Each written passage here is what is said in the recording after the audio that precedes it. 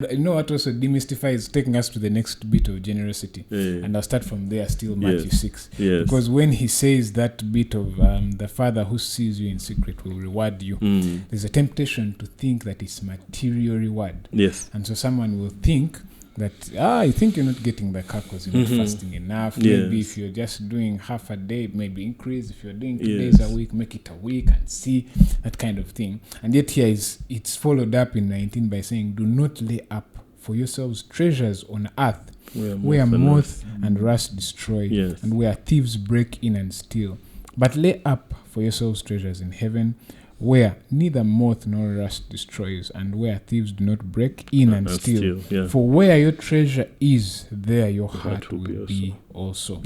And that's leading me there. I'm just trying to say that the reward is not necessarily the material things, because of that this portion that follows. But again, to bring the element of generosity, we find that especially with men, we are drawing value from how much we can accumulate, that it's so hard to be generous. The discipline of generosity is so hard for us men. How does the Bible encourage us to practice that as a discipline, as something we do intentionally? Not, I have some pocket change here, have something as well. So I think it begins with the gospel, the fact that we worship a God who left his Father's throne and comes down on earth and lays down his life for us and gives up his life that we may be reconciled to his Father. And so Christian giving is supposed to be gospel driven. And so if you were quoting Matthew 6 and 21, for where your treasure is, there your heart will be also. So if our heart is with Christ, that means Christ becomes our greatest treasure, right? So money may be wealth, money may make us wealthy, but it's not our greatest treasure, right? So we're willing to give. We are willing, yes, to once we treasure Christ, then wealth becomes a thing we use to serve the ends of Christ, and not the end in itself. It's not our identity, and I think that's what made the thing that's what made the churches in Macedonia very, very unique. Out of their extreme poverty, it overflowed with generosity. In other words, because Christ is their treasure, then money is no longer a treasure. Therefore, we can give others that are struggling. Then also that scripture in is that 2 Corinthians 8, where it talks about how there should be fairness and equity. It's actually here. Still in the same chapter that talks about the Macedonian churches. 2 Corinthians 8, from verse 13.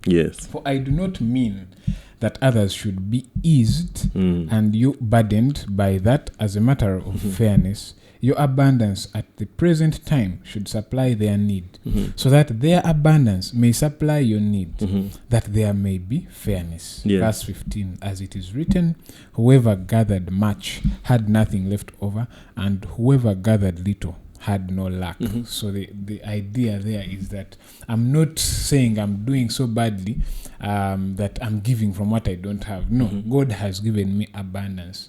But there's someone struggling.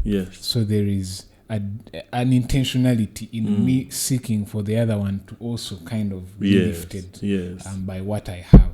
So that in the time when I'm struggling, I can also be supported by the other in their time of abundance. So you bring a very good point there. But that can only happen when our treasure is Christ. If the treasure is these things, then I have to hold on to it so much, like the rich fool talked about in Luke 12. He had so much and added barns. I'll tear down these ones and build new ones. So that I'm okay, I'm set for years.